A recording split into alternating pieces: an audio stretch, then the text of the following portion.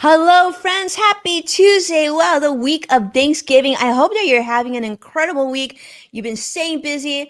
I know, I just feel like anytime we're heading right into the holidays, it's like the busiest time of the year over and over again until we cap up 2023. But welcome to the show. Let's dive right into today's live level up discussion. Welcome to Level Up with Winnie Sun.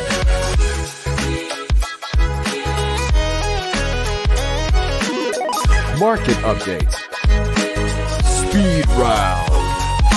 Award-winning financial pro. And now, get ready. I present to you Level Up with Winnie Sun.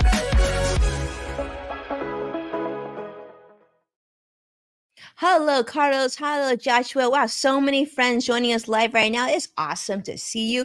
We are going right into the Thanksgiving holiday here, but of course, we couldn't let you hang in. And if the market's still open today, tomorrow, and Friday, so I thought, for today, this will be my last stream live to you this week, but we're going to make a special one for all of you. For those of you who are brand new to the show, hello, I'm Winnie Sun, your host and award-winning financial pro, a Forbes contributor, a CNBC council member, and most importantly, here with you live. We are live, and we are also going to be sharing this on different social media platforms and streaming and all that good stuff. So jump in, comment, say hello. Tell me how you're celebrating Thanksgiving. Are you baking? Are you just going to pick up takeout?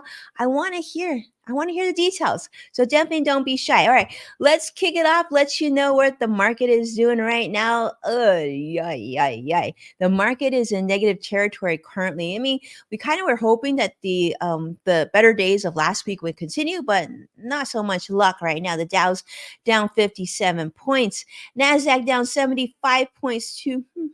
And the S&P 500 currently down 6 points as well. We're experiencing, of course, a dip in stock prices. A lot of investors have been somewhat disappointed by some of the retail performance numbers that have been coming out. And of course, we're also paying attention and really seeing what the Federal Reserve meeting minutes are going to reveal. Are they going to reveal that, interest rates are going to be rising once again? We don't expect that. But now people are anticipating the flip side. Okay, if they're not going to raise interest rates, are they going to lower interest rates soon? And we're not really seeing that information yet. And so, investors are kind of like not quite there, not quite comfortable with things today, at least. So we do know that, of course, Wall Street has been on an upward trajectory the last 5 consecutive days. We've seen gains in the S&P 500 and Nasdaq. Obviously, the Dow's been doing very well as well. Some of the standout performers have been technology. Industry's been on a roar lately, and overall market indices also have been at higher levels. So we're really paying attention to the Federal Reserve's rate decision strategy. The central bank has recently maintained its benchmark rate in the range of 5.25 to 5.5%. But we're looking to see if there's any indication that things will get better. Inflation hopefully will quiet down some more. And so, because of it, the market is also looking for hints that interest rates could be lowered.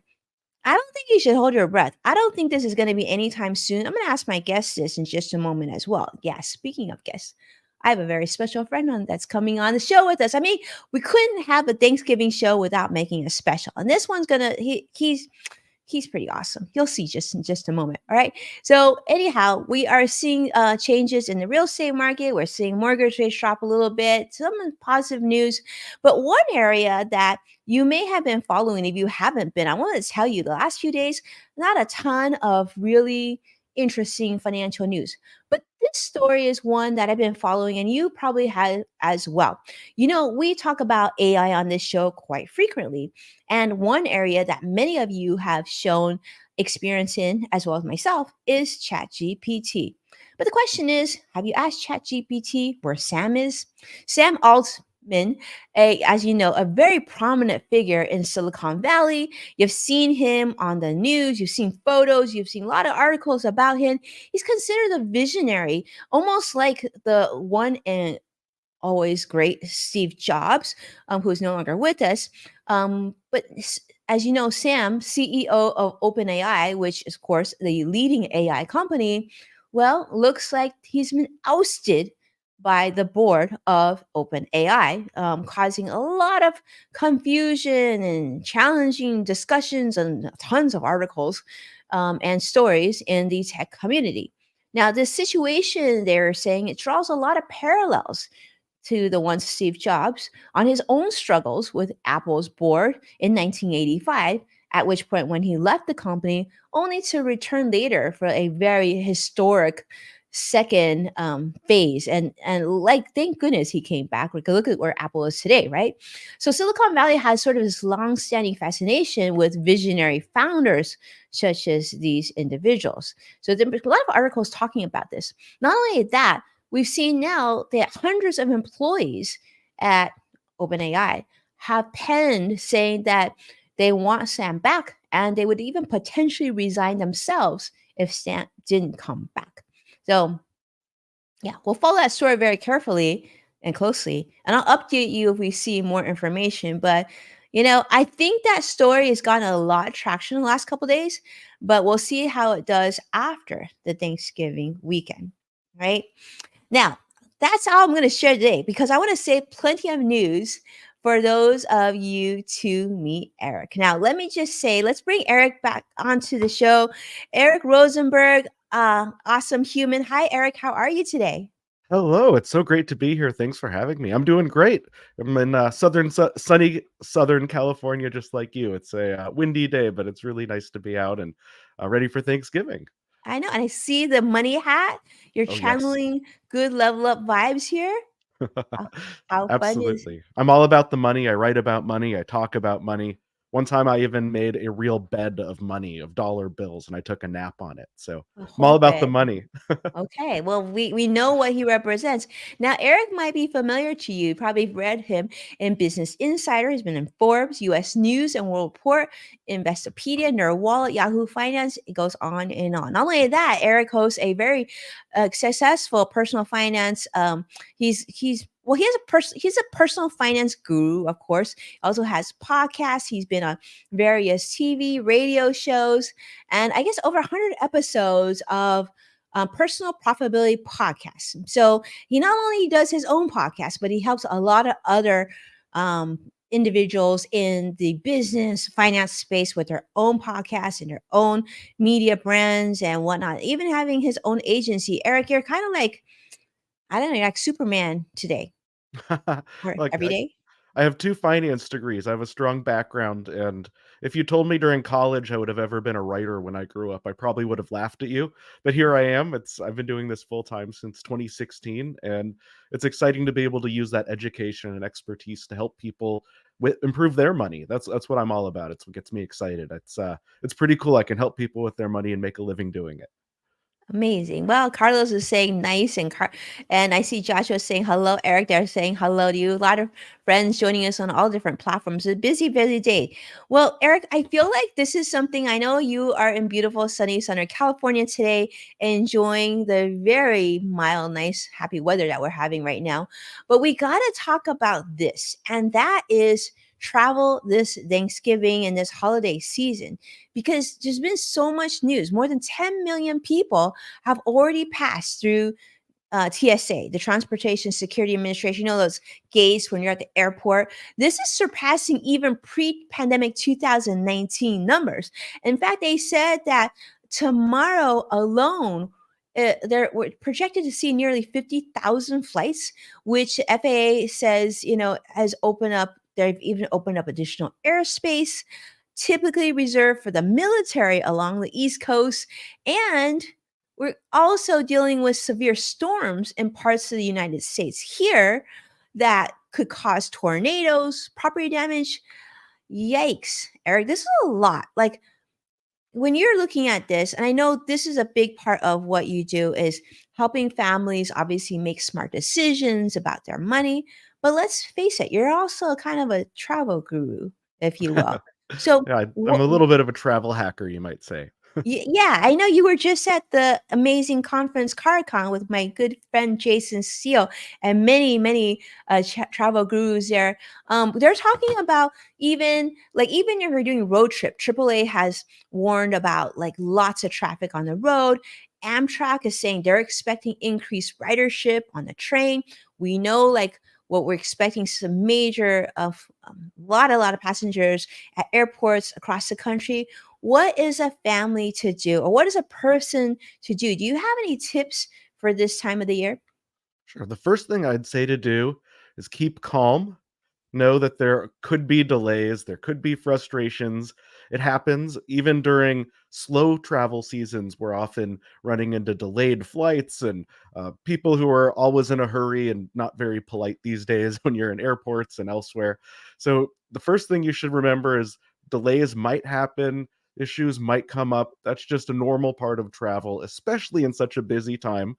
So, take a deep breath. Plan on that extra little buffer time. Plan on if your plane's maybe 15, 20 minutes late, it's not that big a deal. You'll get there.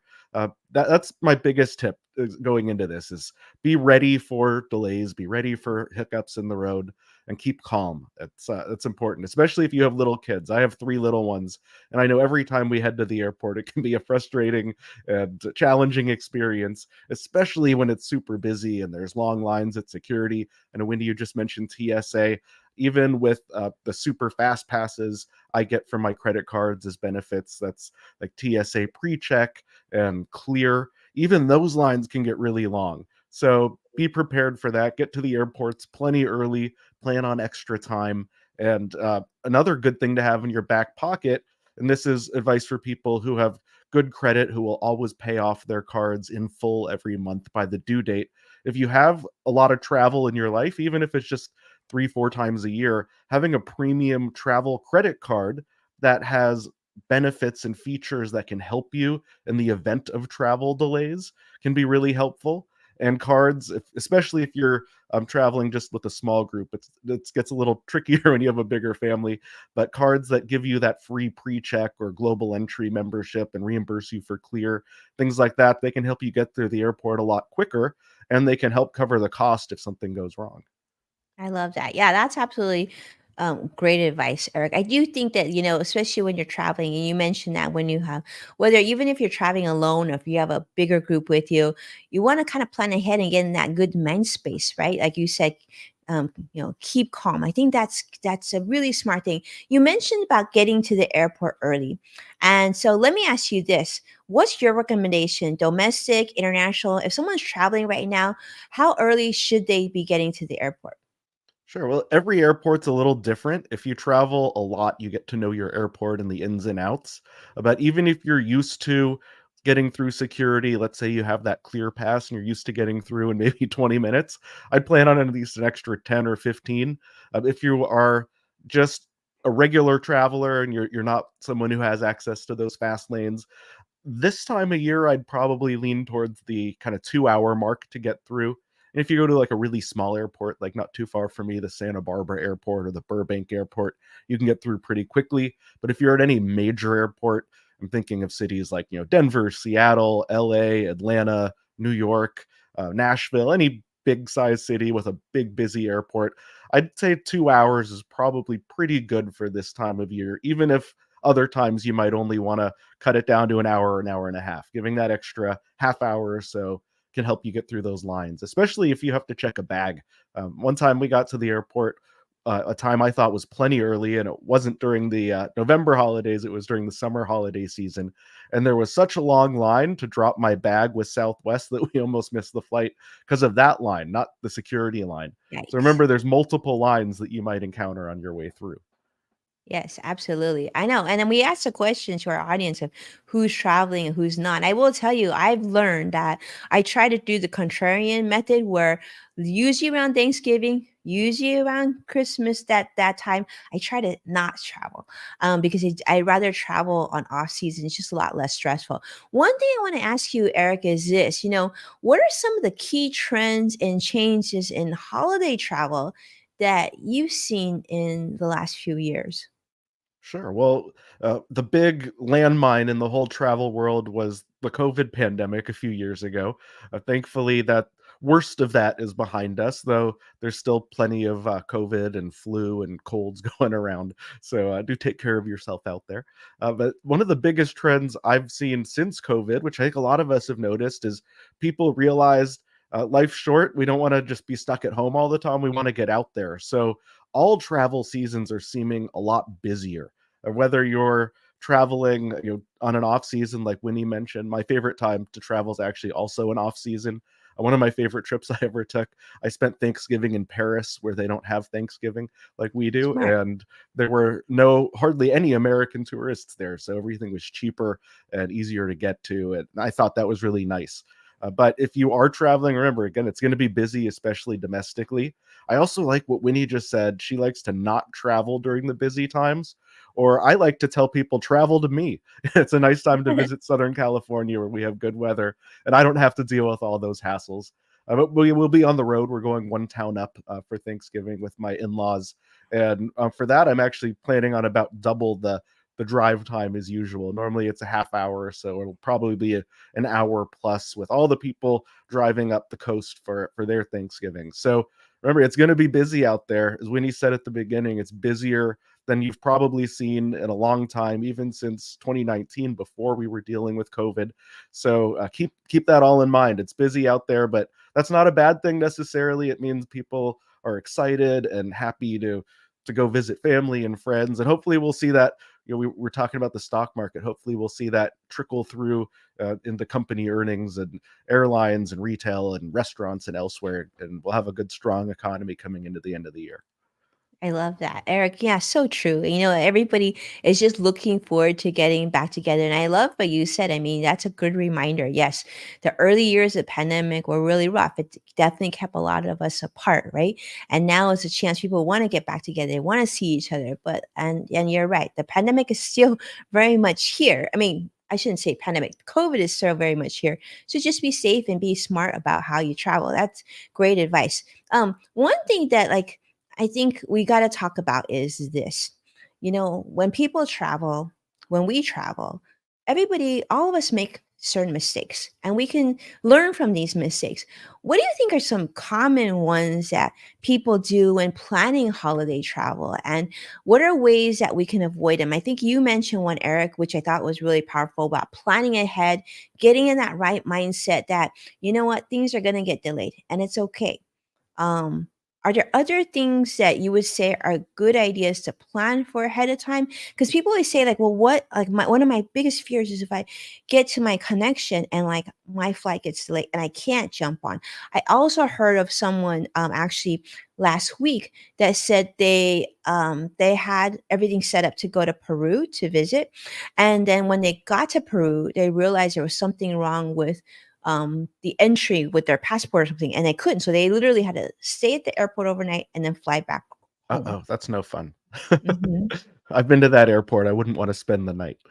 Oh, Yeah. So yeah, that's actually my big overarching thing of planning ahead. I'd say that would be my biggest advice for all different parts of your trip, not just get to the airport early and plan for delays, but plan ahead for your travel. And while it's probably a little late to avoid last minute pricing if you want to fly this year, for next Thanksgiving, for any future holiday, try to get your flights in about 2 months out on average. If you're doing award travel, which I'm big on the miles and points thing, if you want to save on travel, getting a good credit card to build up lots of miles and points can help you do it a lot cheaper and quicker. Remember, though, always pay off that card in full every month by the due date, because interest charges can often be more expensive than the value of those miles and points if you don't. But if you get a really good credit card, there's some deals out there right now where you can get 100,000 bonus points if you meet spending requirements after signing up. And 100,000 points is enough, if you book it right, easily for a family of four to go round trip somewhere. But to get those good seats, you want to book as early as you can. So some of the time you might see um, a flight deal when you buy cash, let's say 2 months out. But at that point, the award seats could already be gone. So the earlier you can book, the better when you're using miles and points. Also, something to prepare. I keep talking about credit cards. They're a big part of my travel strategy. A bunch of credit cards have something called trip cancellation and interruption insurance. And that's one of my personal favorite benefits of a travel credit card. Is what happens there. You mentioned what happens if you missed your connection. That has happened to me before. And one time I unexpectedly had to spend a night at the San Francisco airport. That's the time that comes to mind. When I was a kid, I remember being stuck in the Kansas City airport with my family, which was not a fun place to be stuck. It was an easy airport to get through, but not a lot going on there way back in the day, 20 years ago. So having a backup plan that will pay for any problems that come along, it can be extremely valuable. That trip cancellation and interruption insurance, if you use it, really read the fine print on your cards because there's some really great benefits and value in there. With that, it might cover your hotel, it might cover rebooking to different flights, it might cover if you had certain travel plans like an excursion or an activity, it might reimburse you for that depending on how it was booked and paid for. So having that financial backup plan is really helpful. And then if you get stuck overnight in an airport, or in a city, hopefully you won't have to stay in the airport, and then hopefully you won't have to pay for the hotel because your card has you covered. And there's never guarantees, but the better prepared you are going in and the better you understand your options, the more likely you'll have a positive outcome. I love that, Eric. I'm going to piggyback on that because what I really like to do too is I always like to refresh my airline app or hotel app the day or the night before that I'm going to travel. Because sometimes updates will happen, and then you'll want to have your app be at its freshest. And of course, any alerts that push notification can come and get texted to you, sometimes even before you leave the house if you're going to be flying. The other thing I like to do, Eric, is I like to scope out the neighborhood of where I'm going to be connecting, right?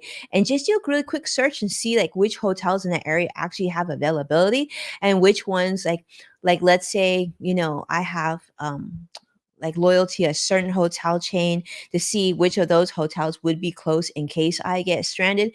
I just do that like you. I have a family of 5, and so it pays to plan because sometimes it can be the difference of all 4 people having a bed or all 5 of us having a bed. So I like to have those options. I see Carlos is saying the only city I'll attempt to travel is Anaheim for a Thanksgiving feast event at the Honda Center. And I know, Carlos, that you are local. So this is obviously easier for you. And probably you're not burning too much gas to get to the Honda Center where you are. So happy Thanksgiving to you, Carlos. It's awesome always to have you here. I want to talk to you about this because you kind of mentioned this, Eric, a little bit, and we're having you here, and we know the guru's here. We gotta pick your brain a little bit. Are there any like lesser known destinations that are really great, like you talked about, going to France for Thanksgiving, or even great for holiday travel that can maybe provide a different experience, a unique experience that maybe we haven't thought of? Because I know that our good friend Jason Steele, he likes to go. I think he likes to go to Africa around the holidays. What do He you did do? recently. You Yeah, did, that he huh? took a big trip to Africa. Yeah, so Mm. for me personally, I don't like being in ice and cold and snow. I grew up in Denver. I've gotten winter out of my system. One of my life goals is to never scrape ice off a windshield again. So for me, going on a ski holiday doesn't sound very fun, but for a lot of people, that can be a great way to spend Thanksgiving. And while it might not be snowy and cold where you are, remember in the Rockies, there's often great snow already in late November. And that can include the Canadian Rockies, where they don't celebrate Thanksgiving the same time as us. So that can be a way to get out of the crowds a little bit. You could also head south. I like that warmer weather. Anywhere you like south is probably going to be a nice place to visit this time of year. And that doesn't have to be out of the country. It could be somewhere like San Antonio. Now, that's not probably the first place that comes to a lot of people's mind when they think about travel, but they have a really nice river walk. They have the Alamo. You can go visit some history and pretty good weather. I've been to Phoenix one time for Thanksgiving. I had some cold desert nights and hot desert days when we did that this time of year. But there's a lot of places in the country and out of the country that could be great destinations. I you mentioned Peru. That's a more pricey and farther flight. Unless you have a lot of miles and points, then nothing's too pricey. But that's a place that could be great to go. Maybe Thanksgiving. Most people from the US aren't going to be going to climb Machu Picchu. So that could be a good week for you. There's Cabo in Mexico is an easy flight from this side of the country. The Caribbean could be a really easy flight if you're in the southeast. And that could include, if you don't have a passport, places like the US Virgin Islands. That's an easy one to get to, and it's technically part of America. Or Puerto Rico, you can Puerto find a flight Rico is a deal. great fun one too. Yeah. Yeah, I love Puerto Rico. It's one of my favorite Mhm. places to go. But if you have a passport, there's a lot of little islands down there, and they usually all have pretty good weather this year. You might have to watch out for some rain. That does happen in the Caribbean in November, but you'll get some warm weather. Also, as we were talking about Europe, I've done that before around Thanksgiving. Anywhere in Northern Europe, the weather isn't super awesome in November for what a lot of people look for, but you'll get those off-season deals, off-peak flights, off-peak hotel pricing, way shorter lines for the big attractions. The week of Thanksgiving, I walked right into the Louvre with a line that was less than 5 minutes. It was maybe 2-3 minutes. It was easier than getting through the smallest airports in the U.S., let alone one of the most famous museums in the world. So definitely don't rule out if you have 5 days. It can be kind of tight sometimes to get across an ocean and back. But maybe if you tack on a vacation day or two on either side, if you have that flexibility, it gives you time to have a really nice, slightly extended trip. We already get sometimes 4 or 5 days off, depending on your schedule or your kid's school schedule. So thinking about those longer trips that are a little bit farther off the beaten path, maybe even Portugal. That's always a fun place to go. Or Yeah, and I'm gonna yeah, jump into yeah. you with you, Eric, because one thing that you didn't mention that I'm gonna mention for those of you who don't know, like literally Asia has perfect weather around Thanksgiving.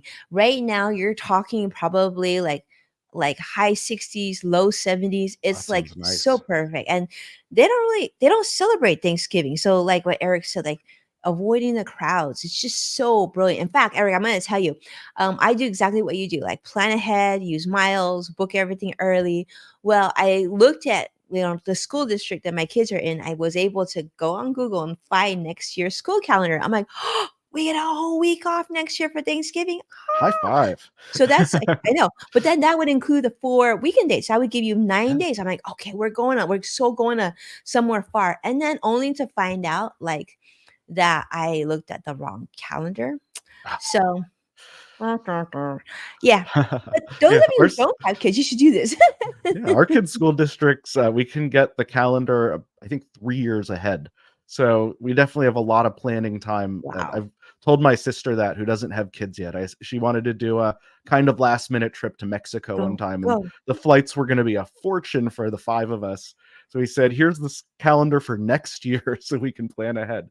Oh yeah, I actually haven't been to that other side of the pond. I haven't been past Hawaii flying towards Asia yet, but I'd love to get to Tokyo and Singapore and Hong Kong and Taiwan and Thailand and Vietnam and Cambodia. The list goes on. You could get to India. It's a little bit longer flight, but when you're already getting on a plane for 12, 13 hours, what's another hour or two? It's not a big What's deal. another hour? Yeah, the only thing I would just say this, if you're going that side because, friends take care of friends when it comes to travel, right? You gotta make a stop at the Tokyo airport. I'm just gonna say it's a destination in itself. It's like Disneyland for adults. We're talking like, you can go to different lounges and eat all the food for free, if you have, one of these credit cards that Eric's talking about. The food is incredible. I mean, like, I literally could spend like, forget Epcot and like the whole eating passport thing, you just gotta go to the Tokyo airport. I'm just saying, like that is like Epcot for me. I was there and it was so much fun. All right, Eric, let's talk about this. This is gonna be my like sort of my last question for you on this because I just feel like a lot of us obviously use different types of technology, and I know you keep up with this. This is a space that you know well. You just came back from CarCon, which I know that you're very, very conversing this and you speak at the events on this. What's some new technology or travel apps that you use that really enhance your holiday travel experience that those who are watching at work or at home could jot down and perhaps download and use as well? Sure. Yeah, that's a great question. So, yeah, definitely keep your phone handy. That is, we have the internet in our pockets all the time. And if you are a millennial like me, you remember traveling before we had smartphones, before we had Google Maps and things like that. A few things, if you're traveling a lot, that I really like. One that's not brand new, but one of my go to apps is called TripIt. There's a paid version and a free version. I use the free version. I think that's just fine, and it will automatically organize all of your travel plans for you. And if you use Gmail, you can authorize a connection to your account, and it will look for hotel reservations and flights and trains if you're doing that, cruises, whatever kind of travel you're doing, it will automatically import those reservations into one place. So I know no matter what airline I'm on, because I travel a bit for work, there it can bounce around between airlines and hotels. I can always go to TripIt and know where I'm going next and how I'm getting there and where I'm staying when I get there. So that's a really nice one. Award Wallet is another app I like. And that one also has free and paid versions. For that one, I pay for the paid version. I think it's worthwhile. And it can track all of your miles and points across all of your different travel accounts, including some credit card accounts. There's a few not so nice airlines. I'm looking at you, American, who block it from working. But most airlines, you can get a workaround at the least to track your number of miles and points and expiration dates. So those are two I'd look at.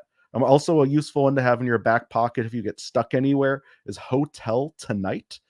They don't always have the best rates, but sometimes they do, and they can help you find last minute hotels. Like the name implies, it's for a hotel tonight. So if you're stuck at an airport or on a road trip and decide you want to call it a night somewhere, pulling that app up can be really helpful.